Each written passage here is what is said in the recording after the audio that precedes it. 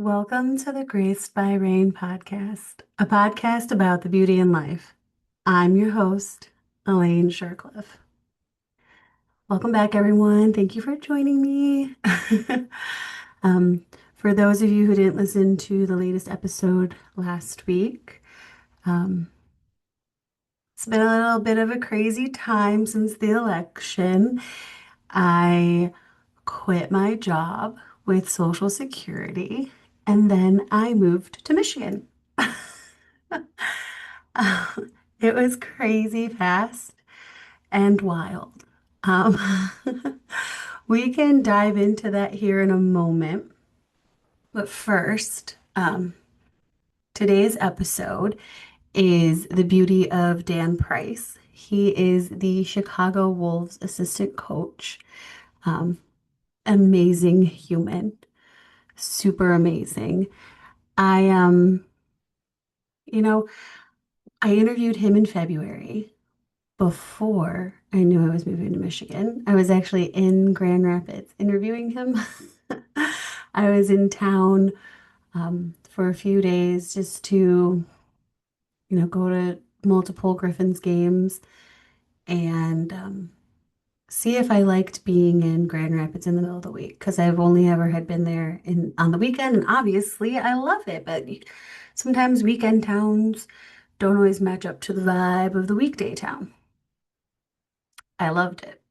And I still loved it. So, turns out I guess I'm a Western Michigan girl. I don't know. Um, but we had a lovely conversation. It was supposed to be just a Q&A, which is what I was doing. My friend Andrew Rinaldi and we had a goal. We didn't meet that goal, but we had a goal. We had a dream. It was a big dream to interview every coach and player on the Chicago Wolves this season because it was basically a brand new team. And we love the Wolves. We each cover the Grand Rapids Griffins as well. I used to be full Monsters, part-time Griffins, with a little bit of a touch base on the teams in the Central and a few teams across the league, other teams across the league. And we were like, you know what? Let's do this. Let's do it. They were just gonna be Q&As. Boom, put them up. Easy peasy. Um, no, life happens.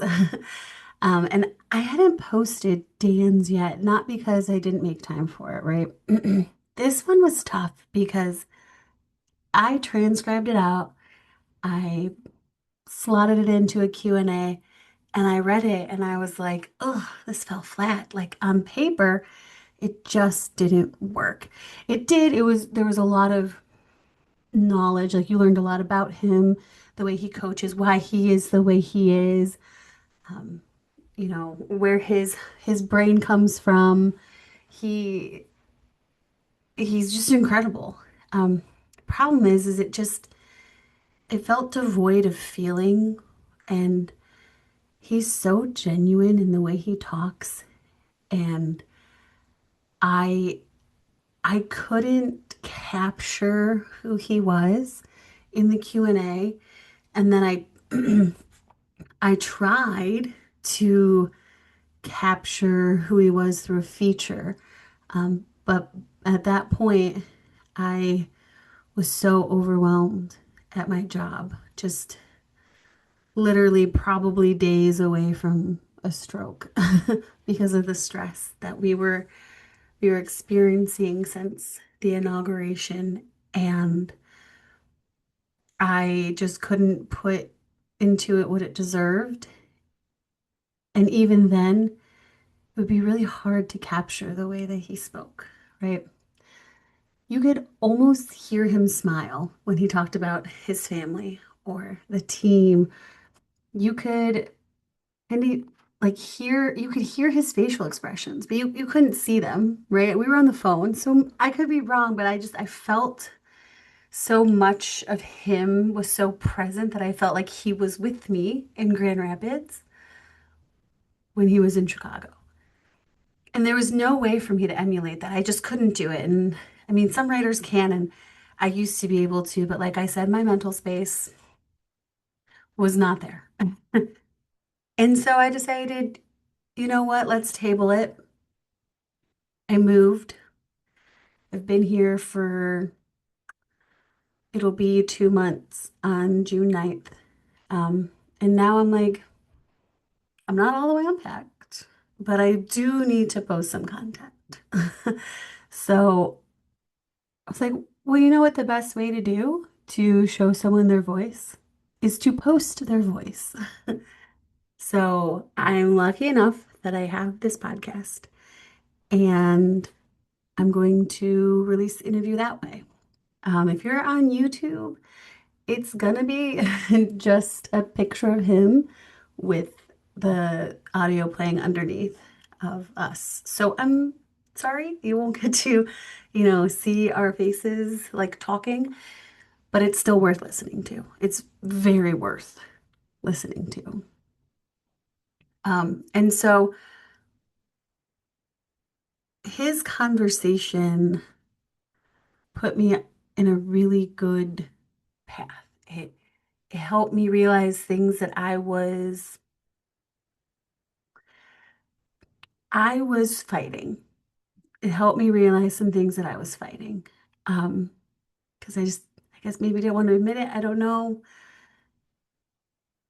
And I want to share that story because I want to share with people these things that like the people you interview, the people you talk to can inadvertently change your life in the best ways. And as a reporter, as a journalist, we should be looking to tell these great stories in general, right? Like sometimes bad stories need to be told too. But what I mean are just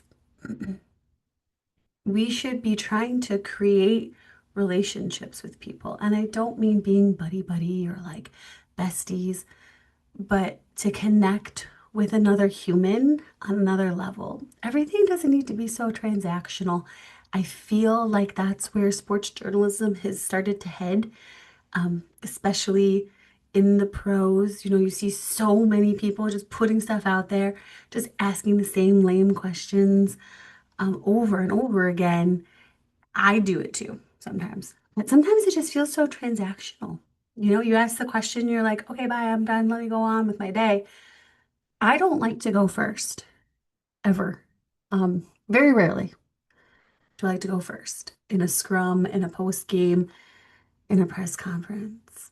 I like to build upon what the person is saying because sometimes, like, you have a story you want to write and you start talking and they start saying something else, and then boom, new story.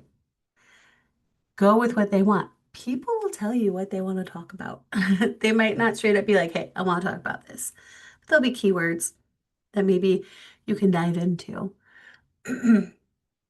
Now, now I have to take this back a while to like August of 2024. It kind of leads up to why I was even so open to what he had to say, like why it hit me so hard. Um, so just kind of bear with me. I know intros are supposed to be short. This is Elaine's show. Anyone that knows me knows that either I'm gonna be straight to the point or it's going off the rails. There's no in between, baby. No in between. But we all end up at the same destination. So in August of 2024, I had surgery for my sinuses. Nothing crazy. Don't worry about me, people. I'm fine. I'm recovered. My voice sounds a little bit different. We'll manage. Um, but my birthday is also in August. It's at the end of August. And I normally for my birthday I celebrate it like it's New Year, Happy New Year, new me kind of thing. And I usually pick a theme song for the year, and I was like, oh, I cannot do that. Like I still had stitches inside my sinuses and a like a plastic piece because they had to reshape my septum too. Just stuck in my nose. And I was like, yeah, no, no, no, we're just going to wait until New Year's this year to actually do it. January 1st, December 31st, January 1st. We're going to wait. And I'm glad I waited because on New Year's Eve, I just put my Spotify on shuffle. But then I did it on that one shuffle they have where you can find like songs to what's on your playlist, which if you know my playlist, um, it's a lot of different genres and a lot of different types of music. So really it's kind of dangerous to put it on, find songs that are like my playlist. But this time it worked out. This time it worked out. So, and it was crazy too how it worked out too, because I just like put it on shuffle and then I was like, okay, I'm gonna press next, and the next song, that's gonna be my theme song for the year. How crazy is it that I, the Cleveland Monsters reporter, um, the song that came up was Rocco Grimaldi's wife, Abby Grimaldi, singing her song Giving It Back. And I was like, oh, all right. I guess there's no way around it. This was meant for me to hear because everything is apparently connected. And I had never heard the song before, so that made it even more crazy wild to me. And I started thinking more like, how am I like really giving back? Like I miss that part of myself. I don't get to do it. I definitely don't get to do it in the way that I would like to at Social Security when I was working there. I kind of let my faith let life lapse a little. And I don't mean like my faith in God, but it was more like I wasn't volunteering as much. I wasn't going out to do those things. I wasn't putting myself in that mindset as much because what I didn't realize is that for years, the job I had was affecting my literal soul. I didn't realize it. Um, and I always, as a writer for the past, I don't know, like pretty much since I started as a credentialed writer of the Monsters in the 2016-17 season, I would go into every post game and interview saying the prayer that I wrote when I lived in Oregon. And that was, my Redeemer, may the words I say on my lips and in my heart be pleasing to your ears. And that's how I would say too before I would start writing as well, right?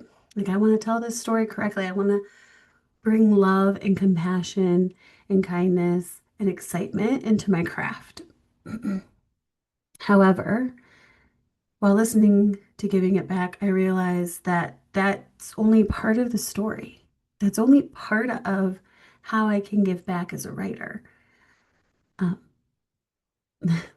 the other half of that is listening, listening to what they're saying, um, and being a comfortable person that they feel like they can just say what they want to say.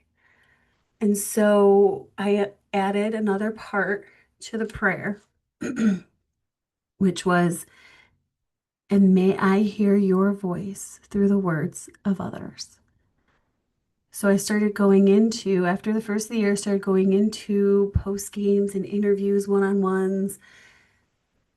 And when I was listening to my recordings of these post games and interviews, saying, you know, my Redeemer, may the words I say on my lips and in my heart be pleasing to your ears, and may I hear your voice through the words of others. And once I did that, like right off the bat, I was getting these amazing quotes from people. I mean, obviously Rocco Grimaldi, he was just out there just throwing God out left and right, which is what Rocco Grimaldi does, and that's why I love it because he doesn't care. He's like, I love God. I trust him. You're not going to stop me from doing that. I'm going to say it.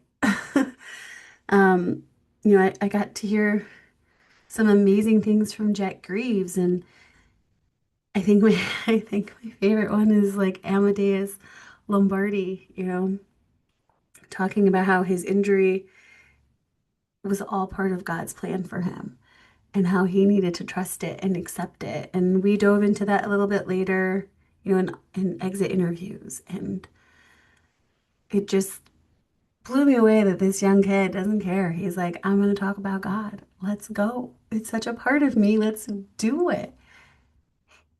And it wasn't just people talking about God, though. There were things where, like, maybe I needed to hear that I hadn't maybe necessarily been hearing from God when we were having one-on-one time because I'm stubborn, and sometimes people need to yell at me or smack me in the face. Like, I need God to be dramatic sometimes for me to listen.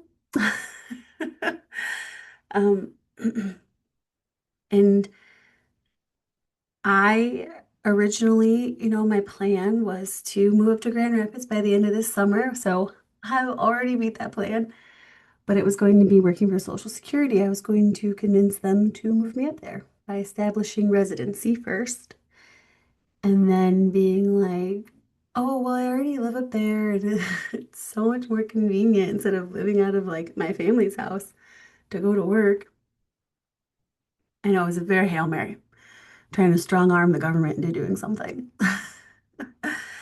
Um, and so, there I was on the phone with Dan, and I was asking him about why he stopped being a lawyer. Like, what was it that made him come back to hockey, right?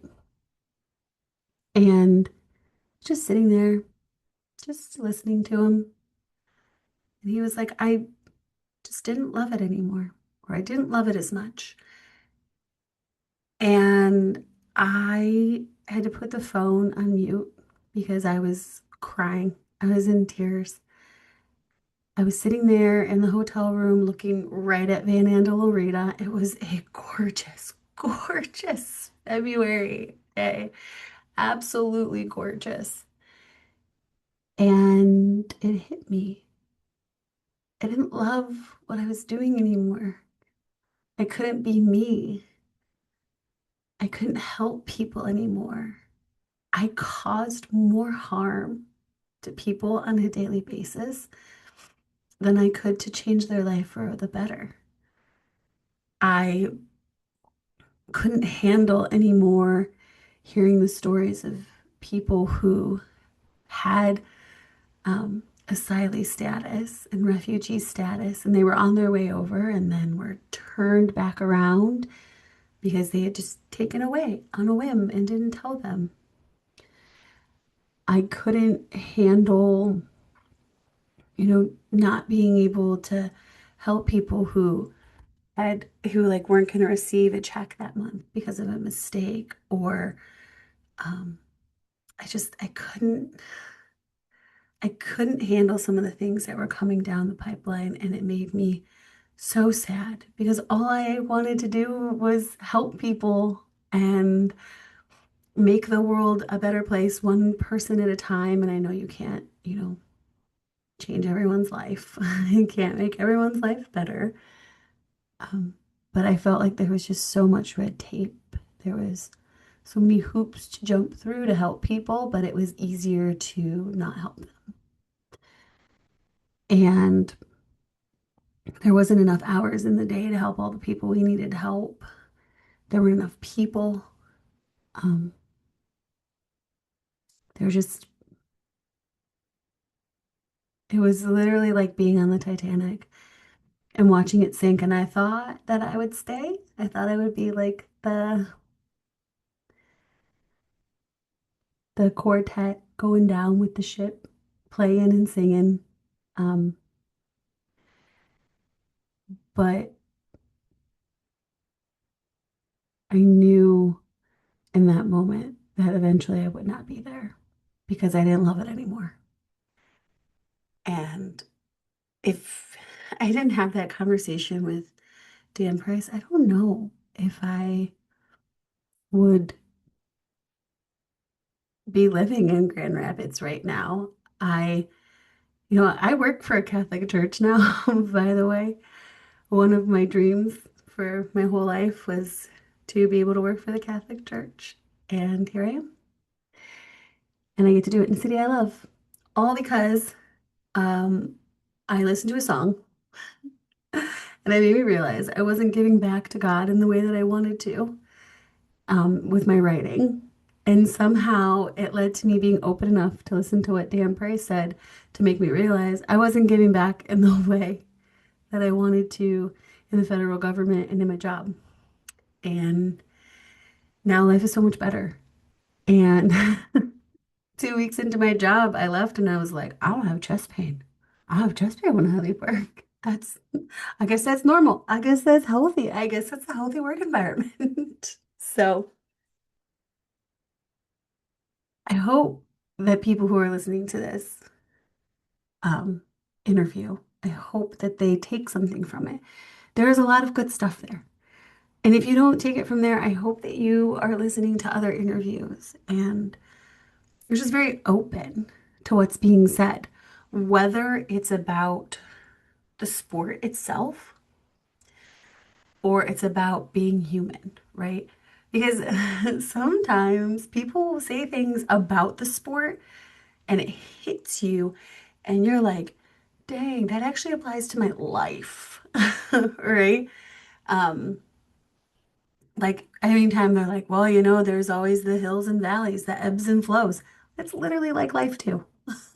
And sometimes you just don't, doesn't hit you, right? Because maybe you don't need to hear it. Maybe it's not meant for you. It's not meant for your life message. But sometimes people hear that and go, oh, shoot, like I can make it through because life has its hills and valleys, its ebbs and flows.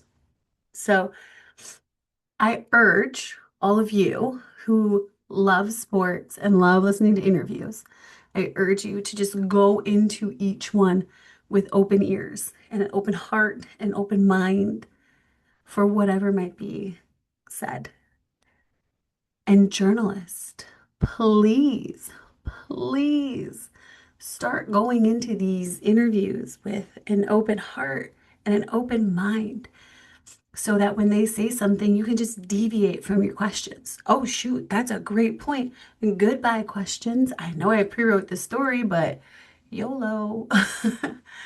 Um, so I know this is long. I don't want to cut out. I don't want this to be longer than the interview.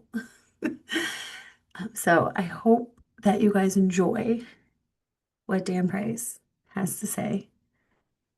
He's very fascinating. He's very fascinating, like super fascinating, guys. I would love to pick his brain some more, to be honest. I'm only covering Grand Rapids next season. I might touch on the teams if I have time. Maybe I do live closer to Chicago now. Who knows? But if you ever meet him and you have face-to-face time with him, just pick his brain a little. Like, it's so fascinating. And he's such a good person. All of the staff that I talk to and all the players I talk to from Chicago this season, they're just great people. Cam Abbott, what a great man. Okay. Super great. I actually talked to him about Social Security stuff when I ran into him when the Wolves played the Monsters in Cleveland. And just to be able to have this open conversation after they lost, mind you.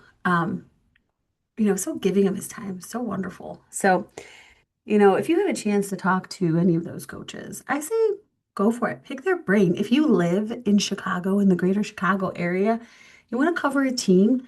I know everyone wants to cover the Hawks, but you know what? Like, cover, cover Chicago, cover the Wolves. They're good. Chris is great to work with. Um, he's awesome to work with. So reach out to him, cover the team. There's great content there. Enjoy the fire, and if you're a woman, definitely do it because Courtney Mahoney, oh my gosh, what a queen. Okay. So cover Chicago, follow Chicago, be open to what they all have to say because it's great stuff. It's great. I hope you enjoy the interview. Like I said, Dan Price had amazing stuff to say. And remember, guys, be kind and love always. Doing this with me. I know my schedule is really hard to work with, so I really appreciate you taking this time. No problem at all. Appreciate you thinking of me and of the team. It's great to chat with you. Oh, well, I grew up near Chicago, so that was one of my AHL teams growing up. So I always want to kind of keep an eye on them, and while I'm covering the other teams that I live closer to. So and it's a good organization, honestly, from like top to bottom. So it makes it easy to want to talk about them. For sure. Yeah, no, that's great. Thanks, Deanne. Yeah. So I just kind of want to explain what I'm doing. There's another writer at another website, and our goal is to kind of just interview as many people from the team this year because a lot of it's a lot of new faces, and so we're just doing like Q&A style things. So that it's just easy to get up, easy for people to read, that kind of stuff. I did have another way I was going with yours, but then I found this article from Victoria Now, and it was really fascinating, so I want to build upon it, upon what they already wrote. So what made you want to deviate at first from hockey and go into law? So when I first started pursuing law academically and as a profession, it was right at the end of my playing career. And so I was in that gap where I was finishing playing. I was playing at the university level at the University of Regina, which was then, the league was then called the CIAU, and it's now called U Sport. And so professional hockey for me was never going to be a viable option as a player. I was a university level player. And so when I stopped playing actively, my thoughts just naturally took me toward a profession other than hockey, because I was done as an athlete. So I'd always thought about the law, or I thought about the law for some time. I enjoyed writing. I enjoyed critical thinking. Some of my course work in undergrad was along those lines. So, for example, English, political science were areas that I was involved in academically and that I enjoyed. And as I got further and further through my undergrad, I also really started wanting to some, I would say, just athletic components academically. So I did some work in the kinesiology faculty as well, within the context of sports administration. And so as I was moving towards the end of my undergrad, the course work was pretty eclectic. It was pretty spread out between like writing and critical thinking and athletics within an academic context. And so I applied to the University of Saskatchewan, which was just up the road from Regina, and fortunately got in. And so I took that bird in the hand. I actually still had 2 more years of eligibility left with the University of Regina, but this was just such a great opportunity to, pursue the law degree at U of S. So I did that after my 3rd year at U of R. I went to U of S to start law school, and most of my coursework within U of S, and then also once I started articling at the law firm coming out of U of S, was focused on litigation. And so that was that competitive arena, that competitive environment where it's adversarial, right, and you're advocating and arguing, and there's a lot of strategic thinking and things like that. So most of my coursework and then most of my articling process, and being in my early stages as an associate, was focused purely on litigation for that reason. It was sort of the closest thing that I felt there was to an athletic environment within the law. I really enjoyed it, and I thought, honestly, that would be my career path forever, for my whole life. Mm-hmm. But what I found as I got through that into getting into my second and third year with the firm was I really did enjoy it. I liked it a lot, but I didn't love it in the same way that I loved actual athletics and the actual athletic arena and the environment of a team and the cycles of a competitive season, and specifically hockey, of course.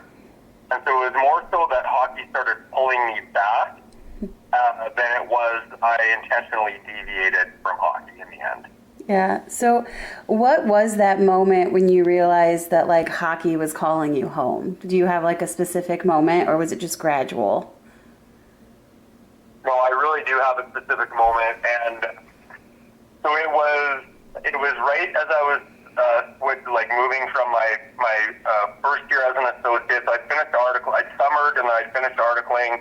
I was just getting through my first year as an associate, which is actually a bit of an abridged year because of how the articling year falls.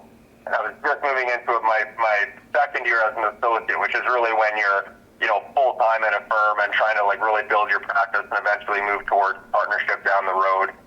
And it was a late night at the firm, as it typically is. You're working on a file, or you're preparing to go argue a motion, or maybe go to trial, whatever it might be. A lot of similarities to coaching, actually, where it's like late nights preparing maybe for a particular opponent or a playoff series. And it was maybe about 10:30 at night. I was working in Calgary downtown, and I had a really cool office. It was like quite high up, and it faced due west, and I could see the Rocky Mountains, and it was pretty idyllic. And I remember thinking to myself, this is such a cool job, and yeah, it's long hours, but I feel really grateful because I've got this cool view and this really nice office, and tangibly, aesthetically, it's all these things that I really thought that I wanted. Mm-hmm. Why aren't I happier? And I remember just really kind of having to have a conversation with myself about, is this really what I want to do? Do I just like it, or do I really love it? Because if you're going to work these kinds of hours, these kinds of sacrifices, you better love it. And so I remember it was about 10:30 at night, and I just really felt in the moment like I needed to talk this out. And so I called my dad, who was living in Calgary, still is, and he was maybe about 20 minutes or so out of the downtown core, living in the West End. And I think I woke him up, although he didn't admit it. And I just said, hey, any chance, I know it's really late, it's at past 10:30, but any chance you're in the mood to just hang out for a bit, maybe have a beer or just get together, I just really need to talk. And he was I'll be so grateful to him for this. He said, yeah, no problem, I'm on my way. And he got ready really quickly and came down, and by about 11 o'clock, we were just downstairs in the little lounge area in the lobby of the office building I was working in. And I just laid this all out to him, and I said, I can't very well, after all this time and money that was spent and work that was invested, I can't just leave my law practice now. And this is, again, what I'm really grateful to him for. And he said, well, why not? This is taking you to a certain point. You've had lots of great experiences. You've developed lots of skills that are probably applicable in other walks of life. If you don't really love it, you better decide that now. And if you're going to spend this amount of time and energy on something, it better be something that you really love. And so with that support and guidance, I eventually worked up the courage to have a conversation with the associates and partners I was working with, and the principal who was in charge of me as an articling student. I laid all those out to them, just more so on a human level than a professional level. And to their credit, they really understood and supported it as well. And so within a few months, I slowly transitioned out of the firm. But when I left the firm, I actually didn't have a plan. I didn't have anything to go to. I just had to figure it out that I was going to pursue coaching because that's what I love to do and what I wanted to do. Yeah. How did you kind of, that takes a lot of trust in yourself, a lot of faith to have no plan, but know that it's going to work out. So how did you kind of stay in that mindset, that it's going to work out, the thing that you love, you're going to be able to do, while you kind of went without that plan? So I didn't know that it would work out. Okay. It was a big risk.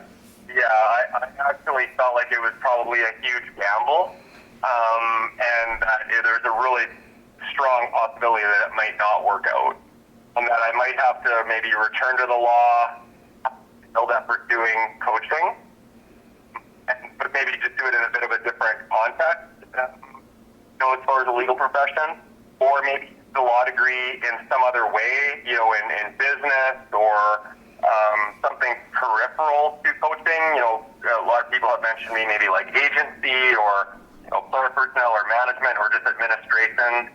So I felt like, okay, well, I think I've got, like, with the degree and hopefully if I work hard enough and I'm good to people and all those kinds of things, there'll be enough there down the road that I can cobble something together where I can make a living. But coaching is definitely what I care about the most and sort of what gets me up in the morning. And so, yeah, I didn't really know it was going to work out, and especially in those early years where you're working so hard to like really learn the profession and get your reps in, and you're just volunteering your time, and you hope too that you're establishing a bit of a network just based on merit, human relationships, that if and when an opportunity arises, you'll be ready for it. But it took about 3 or 3.5 years of, like, for sure, a vow of poverty. I was working for peanuts, and then volunteering your time. So all my extra free time was spent scouting or coaching. Again, mostly just for, like, on a volunteer level or for expenses. But again, slowly I felt like started to build my expertise and my understanding of what actually went into those professions, and then built my network enough. And then the lucky break kind of came when I was on a 1-year contract position, like an interim job at the University of Calgary. Was working there as a career advisor for the Faculty of Law. And I was just covering basically a maternity leave for the person in that position. The incumbent was away on her mat leave, and I was just there on an interim basis. And it was while I was at U of C that I actually, through a confluence of events, actually got my first job in coaching. Wow, that's so cool. I love hearing stories like where you get put in the right place at the right time when you need it. That's really awesome. So becoming a professional coach, then working in the pros, that's like it makes it all kind of worth it, the risks that you took then, right? I feel that. And for me, I think there's 2 parts to that. I really feel like it would have been worth it even had it not worked out. Mm-hmm. Because I just really felt like I needed to do it. Like, I felt like it would have been tougher to stay and never have taken the shot than it would have been to take the shot and fail. I felt like I could have lived with that, but I didn't feel like I could live with just staying put and not taking the shot. And so that was felt good in a sense, just going for it and being able to go for it and try, even if I were to fail. Mm-hmm. But then, yeah, certainly being able to turn it into a career has been very gratifying. And, again, too, being able to now coach professional athletes is a whole other level, a whole new challenge and experience that I absolutely love and I'm super grateful for. But at the same time, I didn't know while I was in Victoria that this would eventually materialize in Chicago. And that too was like very gratifying in and of itself, like being able to work in the WHL and in such a cool place like Victoria, great organization for the Royals, and a lot of family on the island. Just coincidentally, like my mom was living there all during the time I coached in Victoria. So, those experiences in and of themselves as well, even if I had never moved up to the AHL, would have been well worth it in the end for me. Oh, that's cool to hear. Now, what things from, your experience in law have you been able to apply to working in hockey and in coaching? I know you were GM, right, of one of the teams you were with, so that obviously has to help a lot when it comes to contracts. Yeah, so in Victoria, I started as an assistant coach. The head coach at the time was Dave Lowry. And then he moved up to Los Angeles at the time. so that opened up the head coaching role in Victoria.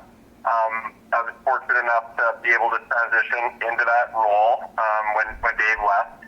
And then so for the first several years in Victoria, I was the head coach only.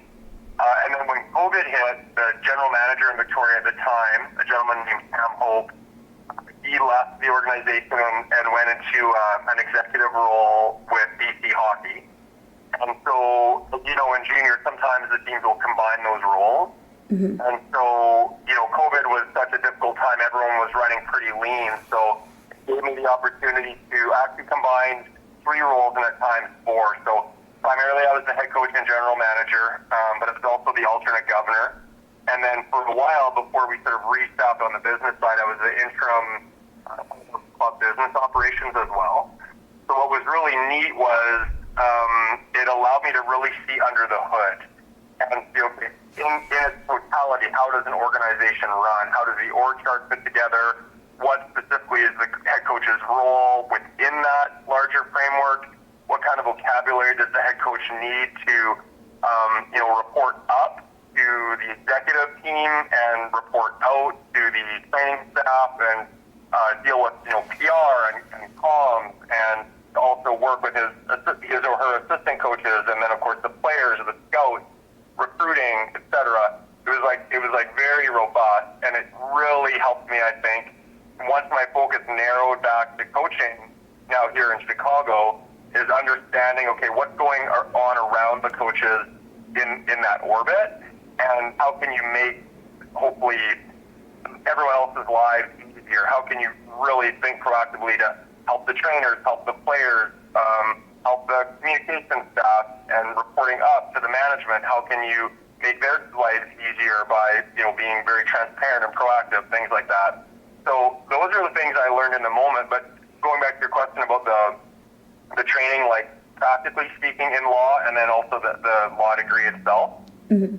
The biggest thing I took away from that experience is it teaches you how to think in a certain way. So certainly preparation is really important. It teaches you the importance of preparation. You might, without exaggeration, I can say you might prepare 100 hours or more to argue for like 30 minutes in front of a judge in a motion.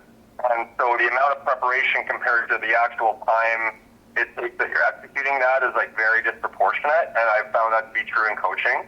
So you learn that.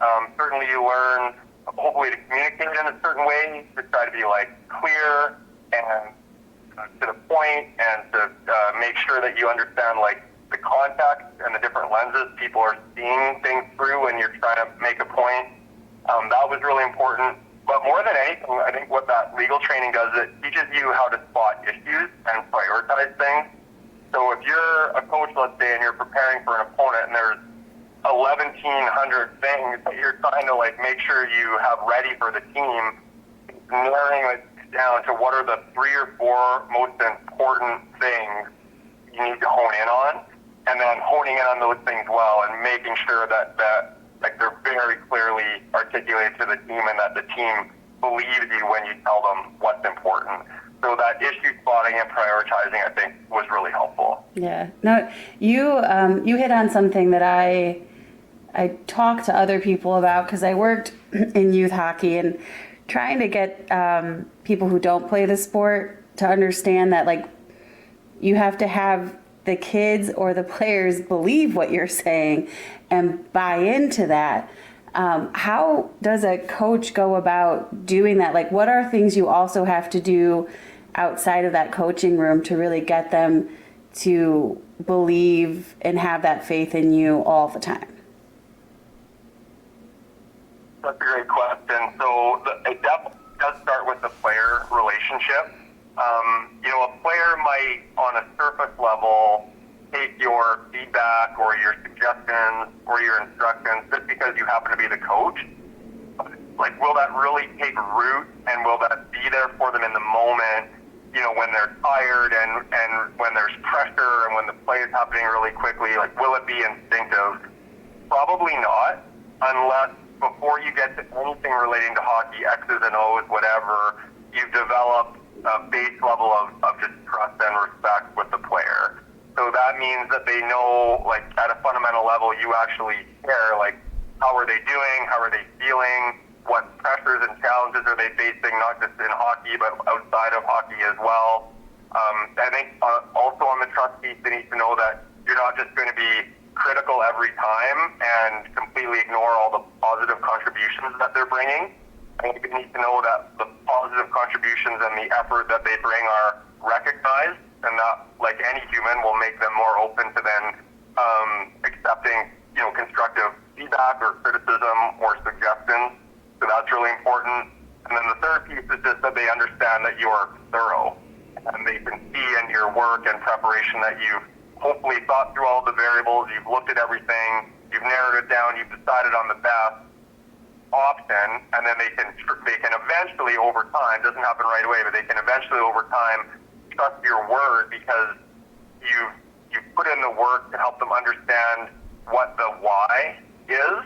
Mm-hmm. So that eventually when you get to a moment, let's say mid-game, where you just have to make an adjustment without the time to explain why, they'll trust you in that moment because you've done it in the other moments prior to that. Yeah, that's good. That's good. And then I just have like a few softy questions for you. They're more like Chicago related. So I have to ask everyone this, especially if they're newer. What was it like for you the first time that you saw that Fire pregame show?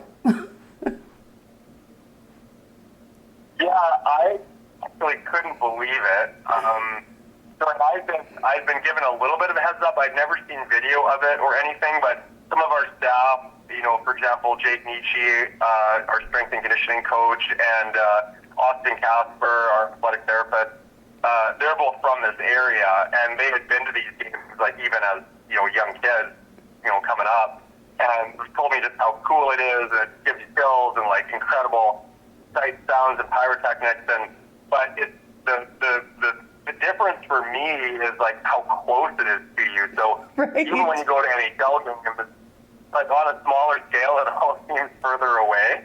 But yeah, this is a whole other level. This is like, it's shocking. It's shocking how cool it is and how powerful it is. And you can feel it on the bench too, like as it's happening, and you can just feel like the crowd, the excitement and the energy building in the crowd. And then by the time our players come out through the Fire, like the place is going crazy. So it's definitely like nothing else I've ever seen before level, including the NHL. Yeah, it is pretty wild.